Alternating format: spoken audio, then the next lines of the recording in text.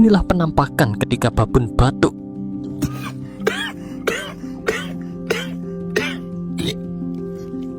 Inilah babun, monyet dunia lama yang dapat ditemukan di Afrika dan Jazirah Arab. Mereka dikenal dengan wajahnya yang khas, bulu lebat, moncong panjang, dan gigi taring yang tajam. Babun adalah hewan omnivora. Mereka memakan buah-buahan, sayuran, serangga, dan bahkan hewan kecil.